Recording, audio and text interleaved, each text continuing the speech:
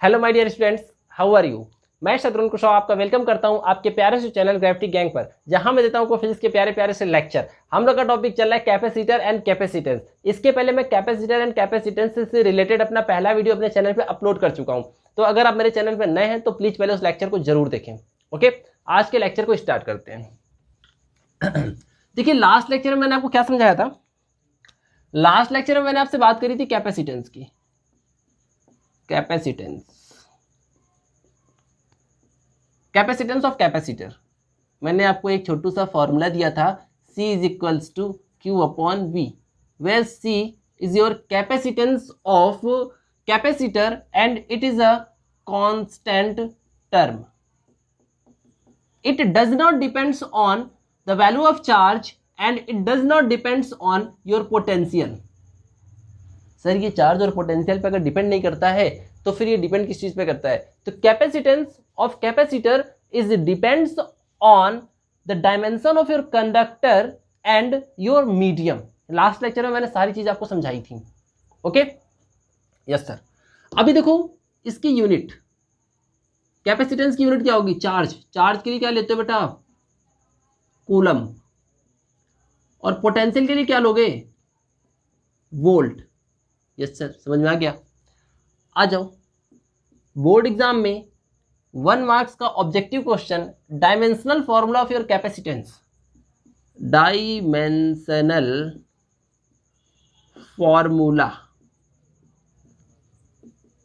First year में आप लोग पढ़ाई करता नहीं है और वहां पे खूब मस्ती होती है, और यहाँ पे टीचर्स को परेशान करते हो, सर डायमेंशनल फॉर्मूला कैसे निकलता है?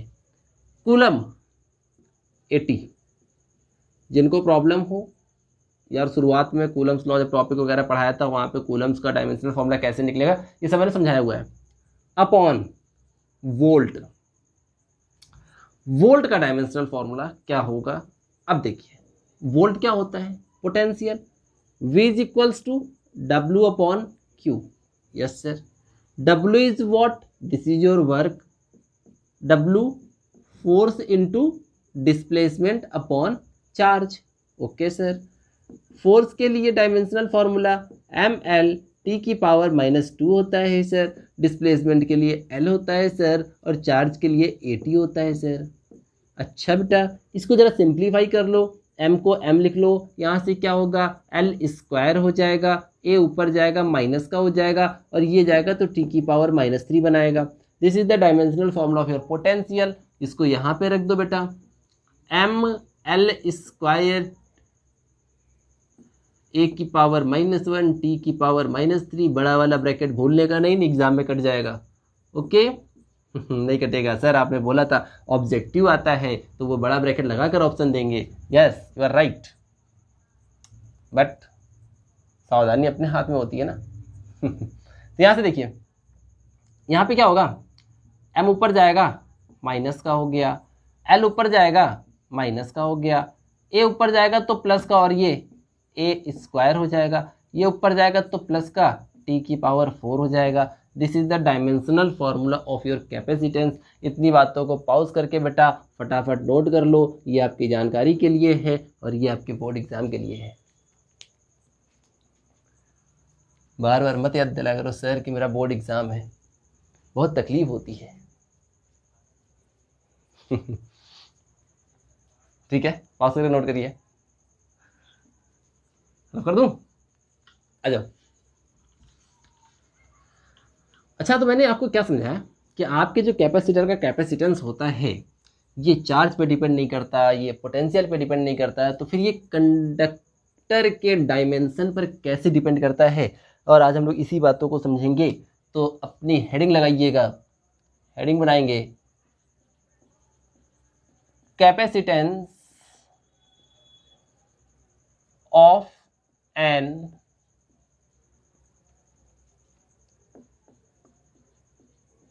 isolated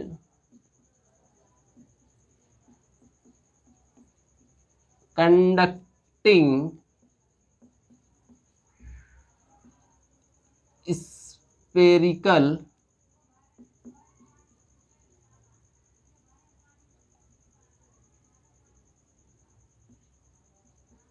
okay, capacitance of an isolated conducting sphere. Clear? तो देखिए इसी को कुछ लोग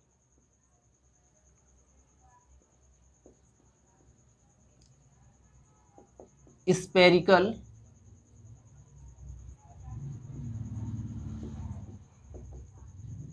कैपेसिटर भी बोलते हैं, ठीक है, और capacitance of an isolated spherical conductor भी आप लोग बोल सकते हो, ठीक है। अब देखो यहां पे क्या करना है, यहां पे एक मोटू सा गोला बनाना है ऐसा, ठीक है। इसके ऊपर इसकी सरफेस पे चार्ज का यूनिफॉर्मली डिस्ट्रीब्यूशन मैंने कर दिया, मैंने चार्ज क्यों सपोज कर लिया, and this is the centre यहां होगा, this is the centre of this spherical conductor. Blue वाला मार्कर कहां गया ये? तो देखो बेटा, क्या हमें ये पता है कि जो पॉजिटिव चार्ज होते हैं इनकी वजह से जो इलेक्ट्रिक फील्ड लाइंस होती हैं ये आउटवर्ड होती हैं। ये वाला चार्ज हाइड हो गया, चार्ज को हाइड नहीं करना है, चार्ज अपने को शो करना है लाइक दिस। तो देखो होगा क्या, यहाँ पर जो भी चार्ज इस सरफेस पर स्प्रेड है इन सब की वजह से जो इलेक्ट्रिक फील्ड लाइन होगी ये ऐसी होगी, रेडियली आउटवर्ड होगी। यस सर होगी, समझ में आ रहा है।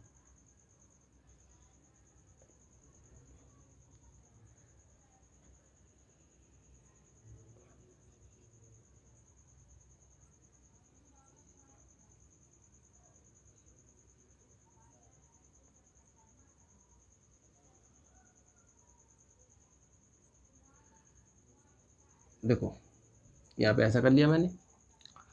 अब एक बात और समझिएगा इसमें, जो आपको बुक में पढ़ने में थोड़ा सा कंफ्यूजन होता है।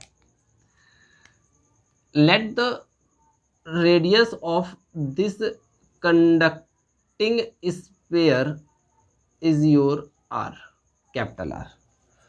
चार्ज देखो कहाँ पे स्प्रेड है, चार्ज इस सरफेस पर स्प्रेड है, ठीक है, ओके। अच्छा अगर इन लाइंस को मैं प्रोड्यूस बैकवर्ड कर दूं तो क्या ये लाइन, ये सारी लाइन इस सेंटर पॉइंट से आती हुई अपीयर होंगी कि नहीं? एकदम सच्ची बताइएगा, एकदम सच्ची बताइएगा। अगर इन लाइंस को मैं प्रोड्यूस बैकवर्ड कर दूंगा तो ये सभी क्या होंगे, ये सारी लाइन कंसंट्रेटेड हो जाएंगी eight the centre of the sphere.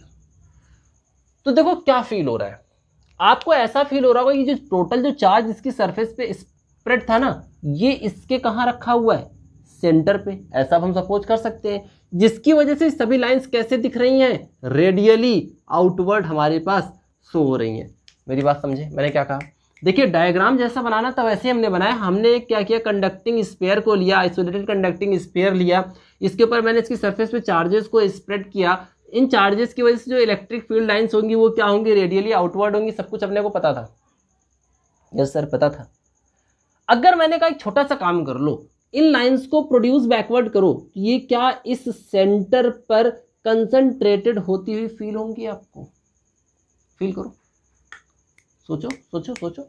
गोला बना है, लाइंस निकलने, अगर सभी लाइंस को हम ऐसे ऐसे ऐसे ऐसे पीछे लाएंगे तो वो एक सेंटर से आती हुई फील होंगी ना। अच्छा अगर मान लो कि स्फीयर था और उसके सेंटर पे मैंने प्लस क्यू चार्ज रखा होता तो हमारे इलेक्ट्रिक फील्ड के रूल के हिसाब से सारी लाइंस उस चार्ज से कैसे रेडियली आउटवर्ड ही तो जाती। तो हमें ऐसा ही तो फील हो रहा है कि ये जो चार्ज है वो सरफेस पर नहीं, इसके सेंटर पे हो सकते हैं। यस सर कुछ कुछ फील हुआ, ओके। तो अगर मैं पूछूंगा आपसे कि ये बताइए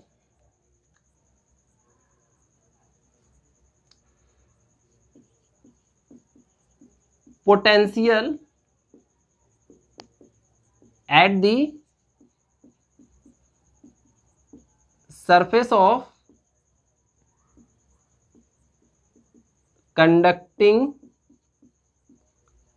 sphere due to charge plus Q। मतलब कि हमें ऐसा कुछ फील हो रहा है कि ये चार्ज प्लस Q यहाँ पर भी हो सकता है, हो सकता है, हो सकता है।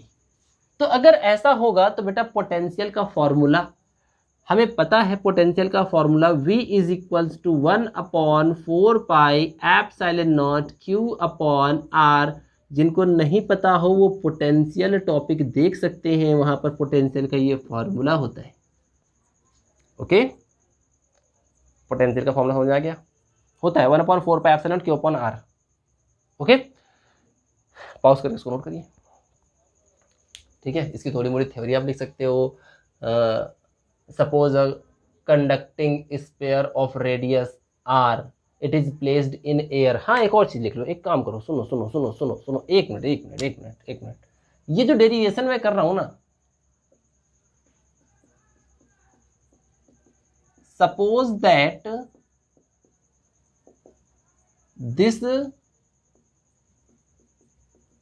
Conducting sphere is placed in air। मैं यहां पर ये एक्सपेरिमेंट कर रहा हूं, ये बात याद रखिएगा।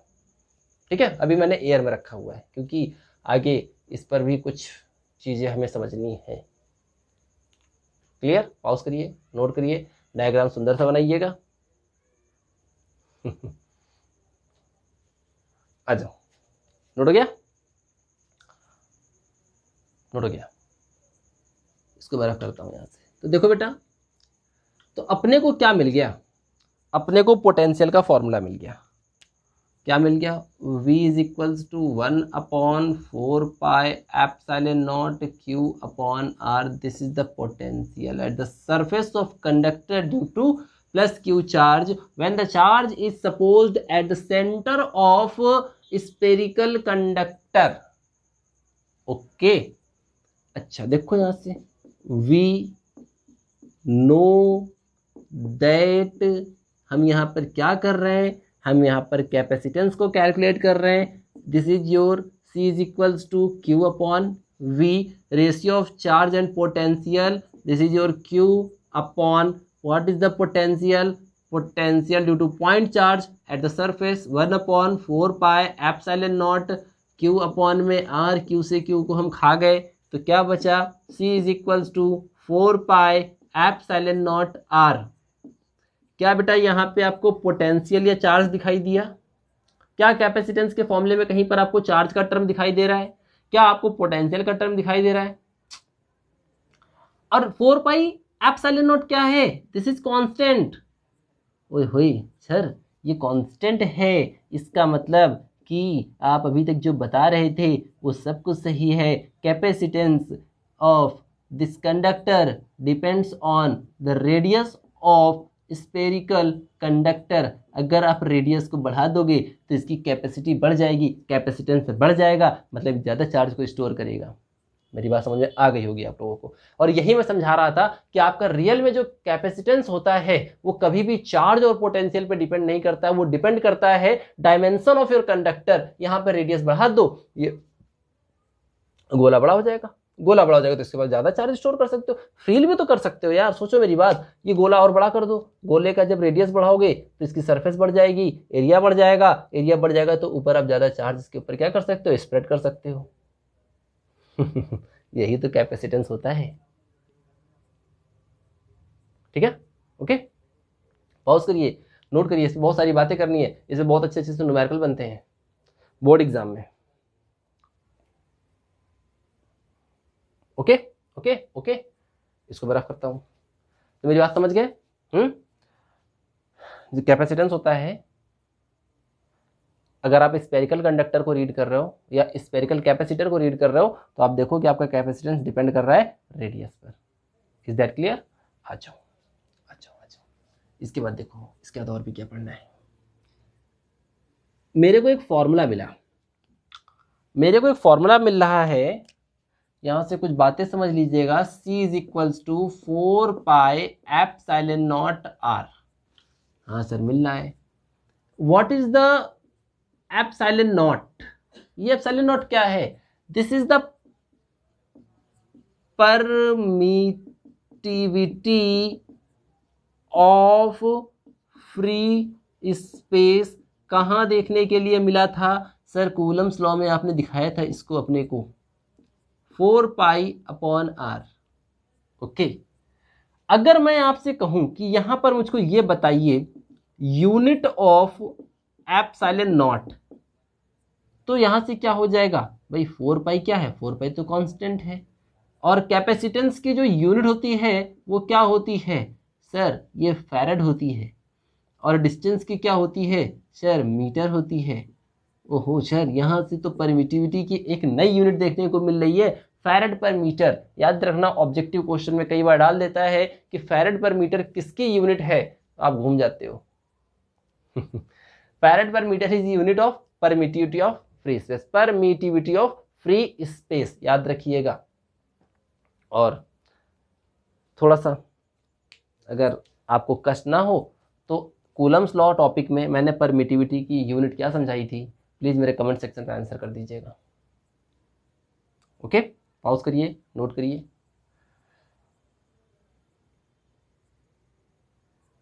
नोट हो गया? अब देखो जरा, अब एक बात समझिएगा, अब मेरी एक और बात समझिएगा।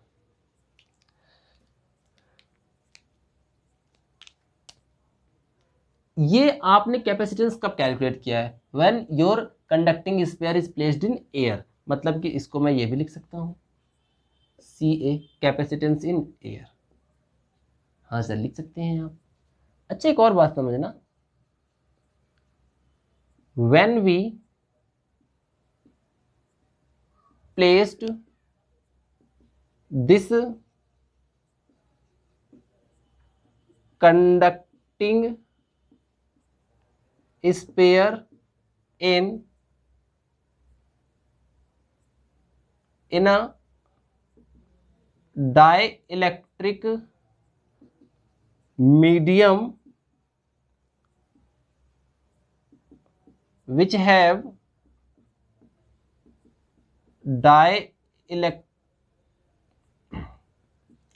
dielectric constant K। तो देखिए, मैंने आपको समझाया है कई बार कि ऐसे केस में आपका जो एप्सिलॉन नॉट होता है it is equals to K epsilon naught and it is denoted by only epsilon. Sir ये सब कहाँ से आ गया? सर ये सब कहाँ आपने बताया था? ये सब मैंने कूलम्स लॉ में बताया था, जहां पे मैंने आपको रिलेटिव परमिटिविटी का सेंस समझाया था। रिलेटिव परमिटिविटी का सेंस समझाया था। कूलम ने भी यही सब चीजें करी थी। कूलम्स लॉ का मैंने एक्सपेरिमेंट कराया था। 2 चार्ज को मैंने पहले फ्री स्पेस पे प्लेस किया था, फिर उन दोनों चार्ज को मैंने एक ऐसे डाइलेक्ट्रिक मीडियम में प्लेस किया था जिसका डाइलेक्ट्रिक कांस्टेंट मेरे को K गिवन होता था। बस ठीक है। और देखिए, शुरुआत से मैं एक बात आपको समझा रहा हूं कि 12th की फिजिक्स में कुछ भी अगर आपने मिस किया, अगर एक सीक्वेंस से आप नहीं पढ़ रहे हो ना, तो आपको फिजिक्स कोई नहीं समझा सकता। आप जो हल्के में पढ़ते हो ना, अरे ये सर पहला चैप्टर छोड़ो, क्या रखा है, कूलम्स लॉ तो ऐसे ही मैं पेपर के टाइम पढ़ लूंगा, पोटेंशियल तो पेपर के 2 महीने पहले मैं रीड कर लूंगा, गाउस थ्योरम में क्या है सर, एग्जाम के 1 दिन पहले रीड कर लूंगा। फिजिक्स ही नहीं समझ में आएगी यार, बात ही खत्म है पूरी। फिजिक्स ही नहीं समझ में आएगी आपको।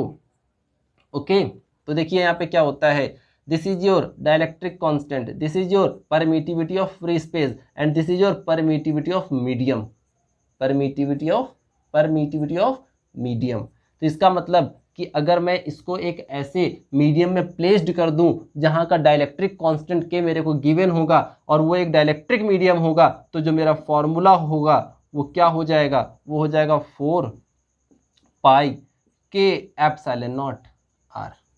Suppose this is your equation first and this is my equation 2। बस समझ गए? डाइलेक्ट्रिक कांस्टेंट, सर यहाँ पे डाइलेक्ट्रिक कांस्टेंट क्यों आया, यहाँ पे नहीं था क्या? मैंने आपको कूलम्स लॉ में भी समझाया था कि डाइलेक्ट्रिक मीडियम के लिए डाइलेक्ट्रिक कांस्टेंट की वैल्यू 1 से ज़्यादा होती है, इसलिए कैलकुलेशन में ये इफेक्ट डालता है। जबकि एयर के लिए डाइलेक्ट्रिक कांस्टेंट 1 होता है, तो यहाँ पर इसका कोई मैटर था ही नहीं। समझ गया सर? समझ गया ना? तो एक और काम कर दो बेटा प्यारा सा। क्या कर दें सर? सर आप बेटा एक काम कर दो, इक्वेशन 2 को इक्वेशन 1 से डिवाइड कर दो। अच्छा सर, इससे क्या होगा सर? इससे सर क्या होगा अपने पास? देखो मेरी बात समझना बहुत अच्छे से। अगर मैं यहाँ पे क्या कर दूं, इक्वेशन सेकंड को डिवाइड कर दूं इक्वेशन फर्स्ट से, पॉज करके इतना नोट भी कर लेना, फटाक से पॉज करिए और नोट करिए, तभी मजा आएगी बेटा आगे। तो इक्वेशन सेकंड क्या है? Capacitance of medium divide by capacitance of conductor in air is equals to, यहाँ पर क्या था, यहाँ पे था 4 पाई के epsilon naught R divide by 4 pi epsilon naught R. सब कुछ यहाँ से 4 पाई से 4 पाई को खा गए, इससे इसको क्या बचा? Capacitance of spherical conductor in medium upon capacitance of spherical conductor in air is equals to के।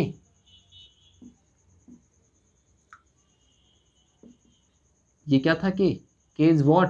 This is your dielectric constant. Yes sir, मैं समझ गया। और अगर मैं आपसे कहूं तो capacitance of spherical conductor in dielectric medium is what? This is K C ए। ये बात याद रखिएगा। अगर आपने अपने देखो पहले आपका कैपेसिटेंस कितना था एयर में? इतना था। जब आपने इसको डाइलेक्ट्रिक मीडियम में डाला तो कैपेसिटेंस कितना हो गया?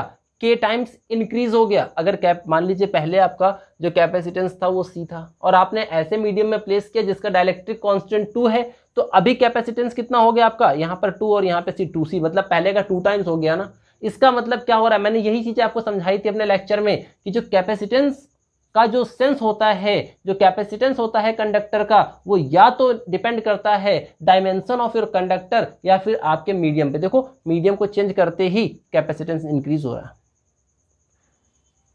कैपेसिटेंस इंक्रीज हो रहा है। ये बातें नोट हो गई हैं, तो मैं थोड़ी सी बातें समझा रहा हूँ। एक मिनट चेक कर लूँ कुछ कटा तो नहीं है। वेरी गुड, कुछ नहीं कटा, सब कुछ अच्छा चल रहा। इसको रखने जा रहा हूँ मैंने पहले बोला था इसको नोट कर लेना, समझे? एक और चीज समझिएगा। तो यहाँ पे क्या है? सी ए क्या है? This is capacitance of spherical conductor in air. बेटा अगर इन चीज़ों को आप थोड़ा सा तमीज से नहीं पढ़ोगे तो याद रखना इसके न्यूमेरिकल्स में आपकी हालत खराब हो जाएगी। समझ गए मेरी बात को? Capacitance of spherical conductor in dielectric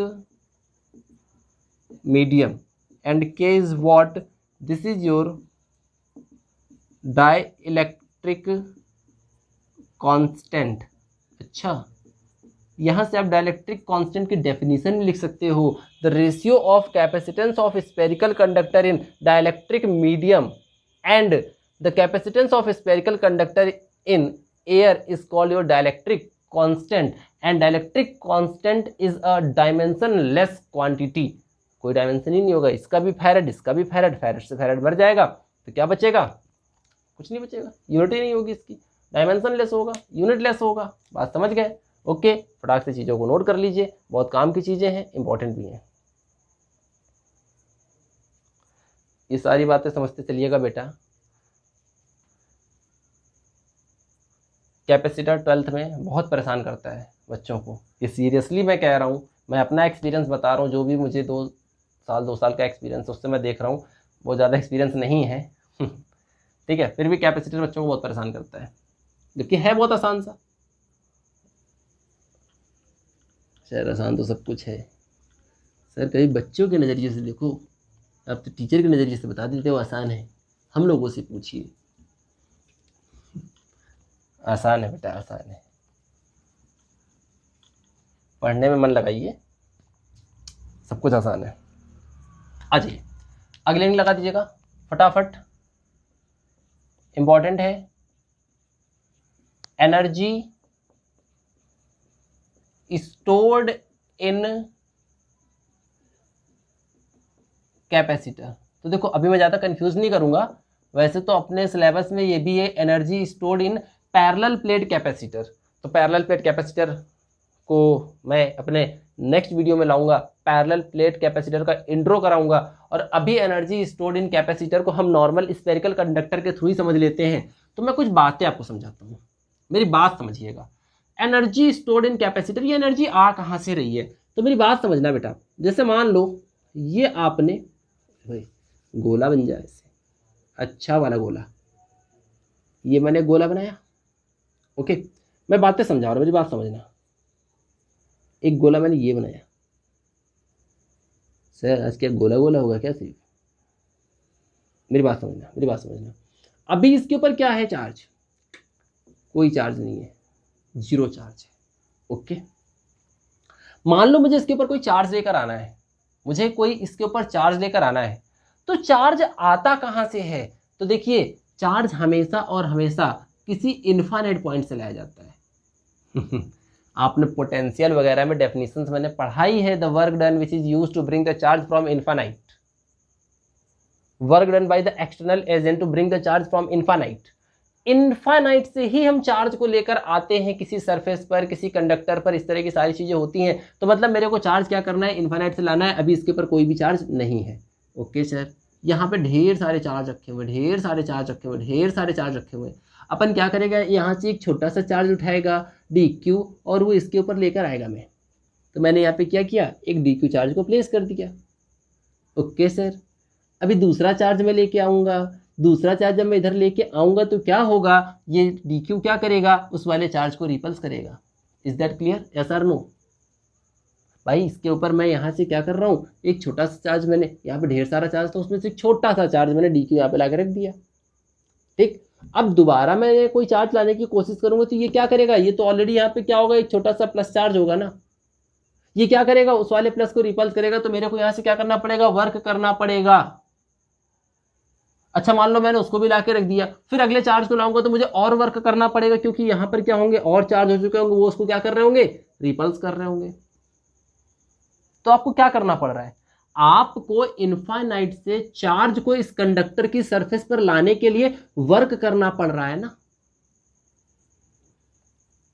this work is stored as a potential energy in your capacitor, यही वर्क इसके अंदर स्टोर हो जाता है। मेरी बात समझ गए, मेरी बात समझ गए। तो ऐसा कुछ होगा तो पहले यहाँ पर कुछ थोड़े से चार्ज आएंगे, मान लो यहाँ पे चार्ज स्मॉल क्यू हो गया। जो कैपेसिटेंस होगा आपके इस कंडक्टर का सी होगा, सी होगा, सी होगा, क्योंकि ये तो फिक्स होता है ना। तो अगर मान लो कि यहाँ पे चार्ज आपने क्या किया कि क्यू चार्ज, मान लो थोड़े से चार्ज लाए क्यू, तो इसकी कैपेसिटी अब क्या हो गई, तो C is equals to Q upon V. तो पोटेंशियल क्या हो जाएगा इसका, तो V is equals to Q upon C, okay sir. अब मान लो मैं इसके ऊपर बहुत सारे चार्ज लाए, बहुत सारे चार्ज लेके, बहुत सारे चार्ज लेके आया, बहुत सारे चार्ज लेके आ गया ऐसे, मतलब कि इसके पास पहले जीरो चार्ज था, अब इसके ऊपर मैंने टोटल क्यू चार्ज को प्लेस कर दिया।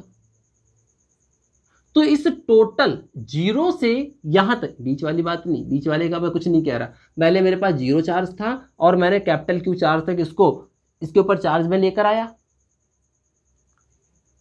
मेरी बात समझे, ठीक।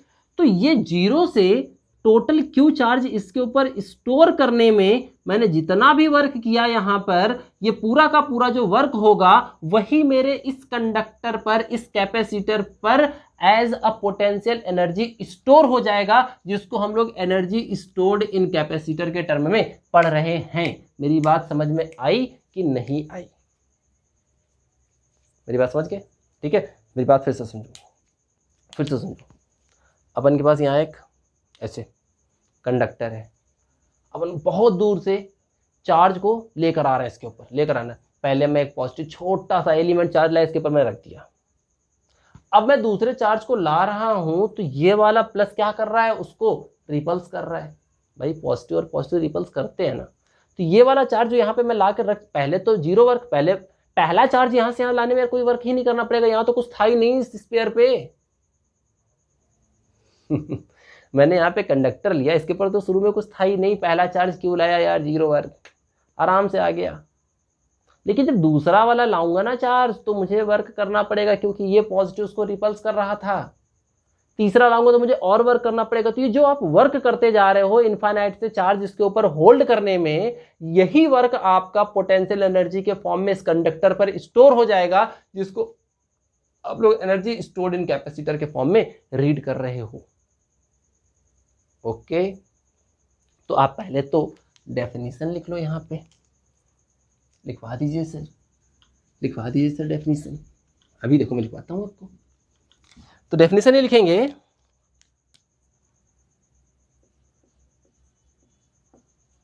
The work done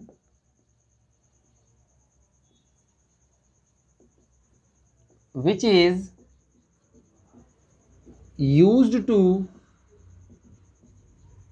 bring the charges over the surface of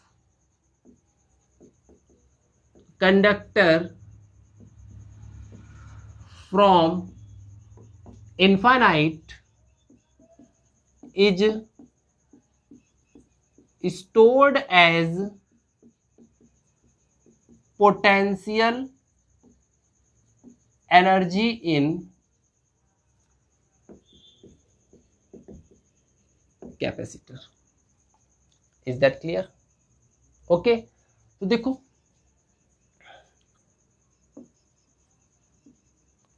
when a conductor of capacitance, when a conductor of capacitance C is given a charge Q, so the potential is obtained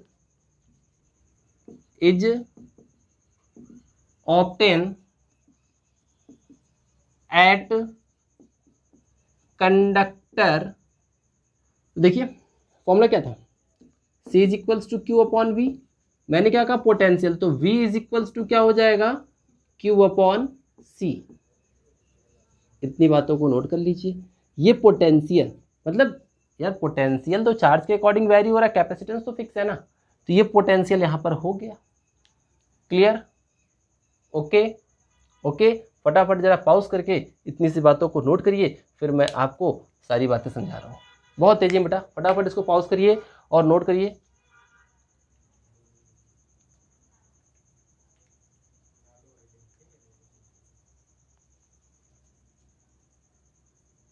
रख दे। अब देखो देखो देखो देखो देखो यहाँ मैंने क्या समझाया। तो देखिए मैं क्या कर रहा हूँ, मैं अपनी पूरी बात समझा रहा हूँ। तो पहले देखो, अपने पास एक ऐसा कंडक्टर था, ठीक है, जिसके ऊपर शुरू में चार्ज कितना था, 0 था।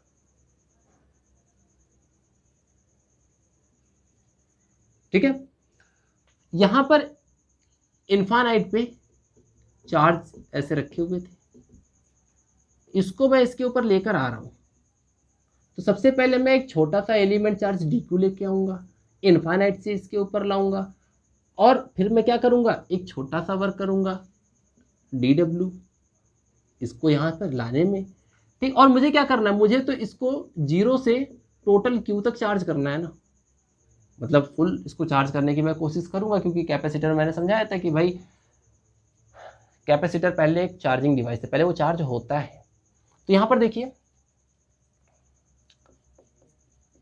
आप निकाल लो, work done in use to bring the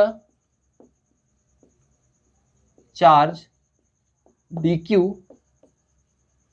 from infinite। तो देखो बेटा कितना वर्क आपको करना पड़ेगा। तो पोटेंशियल की डेफिनेशन अभी देखो थोड़ी देर पहले मैंने लिखा था ना, V is equals to W upon Q, तो D W upon D Q, this is your potential. तो यहाँ से मैं क्या करूँगा, डी क्यू चार्ज को ला रहा हूँ, तो कितना वर्क, छोटा सा वर्क होगा, क्या होगा, D W is equals to V D Q. Okay okay okay. अभी थोड़ी देर पहले मैंने V क्या बताया था, V is equals to Q upon में C, अभी किया था ना मैंने, हाँ। तो यहां से यानी इसको मैं क्या लिख सकता हूं, Q upon C D Q. तो देखिए total work done in increasing the charge from 0 to Q। तो मुझे क्या करना पड़ेगा, इस टर्म को इंटीग्रेट करना पड़ेगा। तो देखो पहले चार्ज को लाने में अपने को कोई वर्क नहीं करना पड़ा, बाद में अपने को कंप्लीट वर्क करना पड़ रहा है, इज इक्वल्स टू चार्ज कहाँ तक कर रहे हैं, 0 से capital Q, Q upon C D Q. Okay, ये क्या बन जाएगा, this is total work done is equals to C क्या था, कैपेसिटेंस कांस्टेंट होता है, integration from 0 to Q D Q. Okay sir, इसके बाद का पोर्शन यहाँ पे कर रहा हूँ मैं। तो W इज इक्वल्स टू क्या हो जाएगा, 1 अपॉन C को ऐसे ही रहने दो, इसका इंटीग्रेशन करोगे Q स्क्वायर अपॉन 2 करोगे, यहाँ पर लिमिट अप्लाई करेंगे लाइक दिस, कैपिटल Q 0। तो यहाँ पे क्या हो जाएगा, work done will come out capital Q, इसको आप ऐसे कर सकते हो 1 upon 2 Q square upon C, and this work done is used, is stored in form of potential energy in the capacitor। यही work done as a potential energy store हो जाता है। तो इसी को आप लोग जाकर आगे यूटिलिटी एनर्जी ऑफ कैपेसिटर के फॉर्म में भी लिखते हो। तो यही फॉर्मूला यू के लिए भी होगा। इतनी बातों को फटाफट पॉज करके नोट कर लीजिए। ओके, तो अपना यहाँ पे चार्ज धीरे धीरे क्या हो रहा है, स्टोर होने लगा, और टोटल हम 0 से Q तक, ठीक है, इसके ऊपर पूरा स्प्रेड कर रहे हैं। क्लियर, फटाफट इतनी बातों को जरा नोट करो बेटा, बहुत जल्दी से नोट करिए, बोर्ड एग्जाम में पूछा जाता है टर्म, ठीक है, हल्के मत लीजिएगा, बोर्ड एग्जाम में पूछा जाता है, इसको मैं रफ कर रहा हूँ। तो यहाँ से देखिए क्या हो रहा है, यहाँ से देखिए क्या हो रहा है, तो यहाँ से देखो बेटा, तो इसका मतलब U जो होगा वो क्या हो जाएगा, half Q square upon C। अच्छा एक और चीज समझना, इतना तो मैंने कर दिया, अब देखो जो न्यूमेरिकल्स होते हैं ना वो कई सारे फॉर्म में होते हैं, तो इस फॉर्मूले को अलग अलग फॉर्म में कन्वर्ट कर दीजिए। एनर्जी की यूनिट आपको पता है ना, इसमें मजाक मत करिएगा, जूल होता है, ठीक है।